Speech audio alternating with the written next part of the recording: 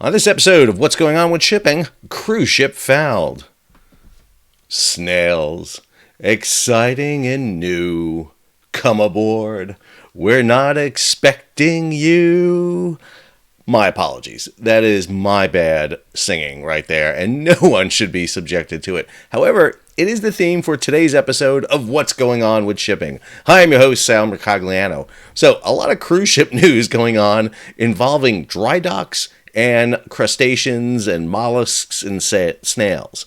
So, I figured we'd go ahead and hit them all at the same time.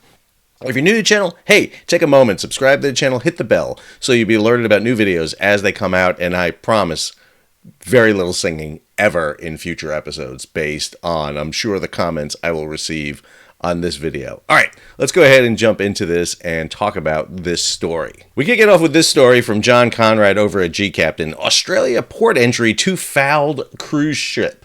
So we're seeing a story about two actually cruise ships in and around Australia and New Zealand. What should have been a dream holiday for passengers, a holiday cruise through the glittering blue waters from Auckland to Sydney. And let me be clear, that would be a fantastic cruise. I've been to 6 of 7 continents around the world, and the one continent I have not been to is down under to New Zealand and Australia. I would kill for that cruise.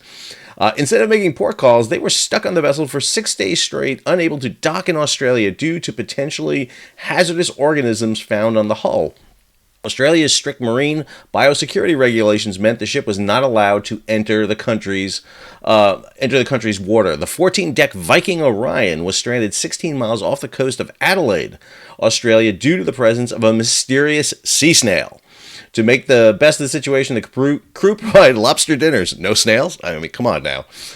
Glasses of sparkling wine and additional entertainment in an attempt to keep the passengers entertained and content during the delay. With passengers having been stranded at sea for 7 days, many of them were frequently hoping to return to dry land. Goes on here. Since leaving Wellington, New Zealand, the day after Christmas, the ship had been denied permission to dock in Christchurch, Dunedin, and Hobart. The Australian authorities issued stern warnings for the Viking ORION and ordered the vessel's agent to ensure the hull was thoroughly cleaned before it can make its way into Australian waters. Jump back here, this story from Maritime Executive from December of 22, Snail forces Coral Princess to skip ports in New Zealand to clean hull. An infestation of snails, and not the type considered a dining delicacy, is interrupting a cruise from Australia to New Zealand. Passengers were left puzzled by a sudden announcement from their cruise ship. Princess Cruises' Coral Princess must complete unplanned additional hull cleaning in advance of our calls into New Zealand. All right, let's talk about this for a second. We're dealing with infestations, and this is a big issue within the maritime industry. These two vessels, this is the Viking ORION right here. This is obviously a ship from Viking Cruise Lines, currently in dock in Sydney, Norwegian flagged, in port right now. And then also the Coral Princess right here, Coral Princess, Bermuda flagged, off the coast of East Australia right now. These are vessels that are engaged in this process all the time. And this marine infestation is a big problem. If you want to learn all about marine infestation, go talk to people up and around the Great Lakes and the upper Mississippi River. And they'll talk about the infestation that happened when the St. Lawrence Seaway opened in 1959, and ships came in and started to dump their ballast water into the Great Lakes. What you saw was an infestation of zebra mussels into the Great Lakes, Asian carp, you name it. And right now, one of the biggest, hottest topics that have been going on in the maritime industry over the past decades or so has been ballast water treatment. Making sure that before you dump ballast water out, it is treated so that it is just water. There's no organisms, there's no living entities in them, so that you're polluting. It's expensive, it causes a lot of money. But this isn't a ballast water issue. This is hull growth.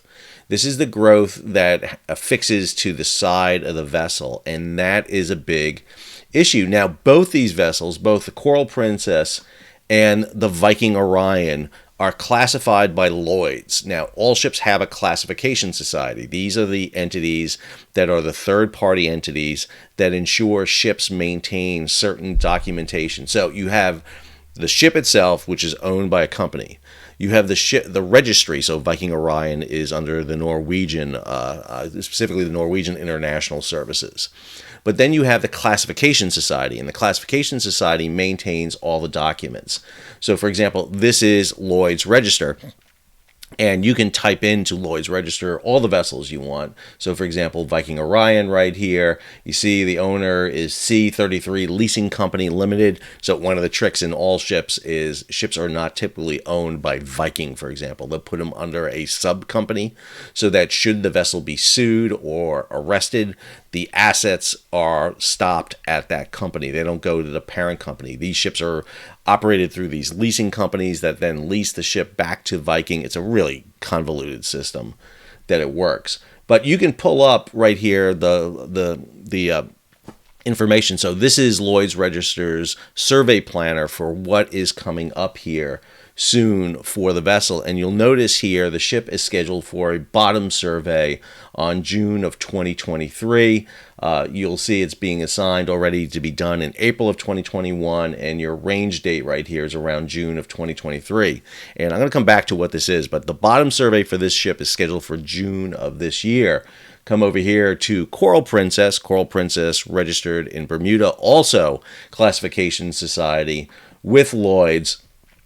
Its bottom survey's due date is January of 2025, and that's when they're looking to do it. So all vessels have to be dry docked twice in 5 years. I was able to pull this off from another classification society. This is from DNV. But bottom surveys in water. Statutory and class regulations require 2 bottom surveys in a 5-year period to inspect integrity and water tightness of the hull. An in-water bottom survey may replace the traditional dry docking related to these bottom surveys. So if you're going to be dry docked twice in 5 years, you can replace one of those with a bottom survey. So if you look at this is the Coral Princess. The bottom survey for this ship is going to be in 2025. You got to do this twice within 5 years. So within 5 years of 2025, this ship has been dry docked. So sometime after January of 2020, the ship went into a dry dock. Same thing over here. If you look at the bottom survey, June of 2023, that means this ship has been in a dry dock since June of 2018. So there was a dry dock there. They're scheduled for their bottom survey now. Now, I couldn't find them exactly when they were dry docked, but within 5 years they were dry docked, which makes sense if you think about it. Ships were on a schedule, but what threw everybody off was COVID. COVID throws everybody off. And when you have COVID throw everybody off, what this means is a lot of ships sat. They weren't running like they usually do. They sat around. They haven't been underway as they normally do. When ships are underway, the water going past the hull keeps it fairly clean. And cruise ships are pretty regular. They're pretty routine. They're moving. But during 2020, 2021, and even into early 2022, a lot of ships weren't moving as much as they were because they weren't fully booked, and you don't see full passengers going out again, really, until mid-2022, which means a lot of these vessels' hulls probably became encrusted and grown over with living organisms, and that's what we're seeing right now with Viking Orion and Coral Princess, and I would argue probably across the entire cruise ship fleet. I'd be amazed if this is not a systemic problem across the entire cruise ship fleet. Now, what's interesting is you can get into a dry dock when you need it. Over on Maritime Executive, we have this story right here. Queen Victoria cruises in the dry dock with passengers aboard. The approximately 2,000 passengers aboard the Cunard Line's cruise ship Queen Victoria had a unique port call added to their 15-night Canary Island celebration cruise during the Christmas New Year's holidays. The cruise line announced to them that the ship will be making a visit to a dry dock during their cruise for essential maintenance. When the passengers boarded the cruise on December 23rd in Southampton, England, they were advised of a change in itinerary. They proceeded as planned.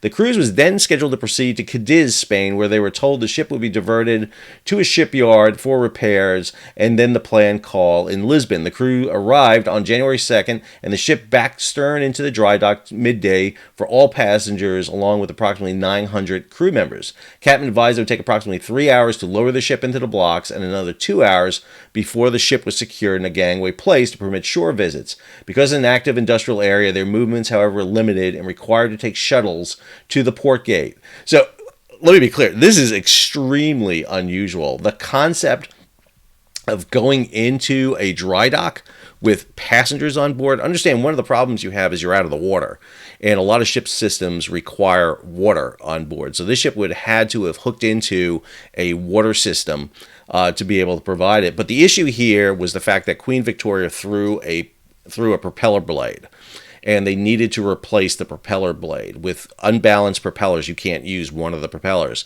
And the Queen Mary here has azipods. Azipods are what not just propels the vessel, but also steers the vessel.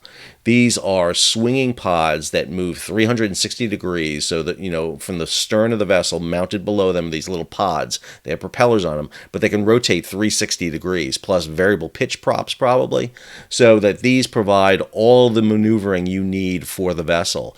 And so getting into a dry dock is so unusual. Obviously, Cunard was able to get the availability of the dry dock. They obviously had a new propeller close by available, probably flown into there or at this shipyard. This may be a shipyard they use all the time. Cadiz is a big shipyard. A lot of cruise ships do use it.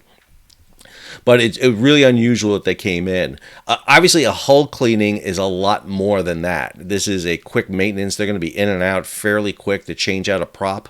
But it's really interesting that they were able to get in there as quick as they can and be able to get it done. Again, just some interesting cruise ship news going on. I think it's really important too that when you book a cruise and you go on a cruise, be prepared for flexibility. Don't think that your schedule is in stone. Especially weather is always the big issue on cruise ships, but there are maintenance issues that do happen, and so, you know, be flexible. Think about that. But at the same time too, make sure you get something in return from the cruise line, because they are doing something unscheduled and you should be compensated for it, because it's not exactly what you think. I hope you enjoyed today's episode of What's Going On with Shipping and my little rendition of the Love Boat theme.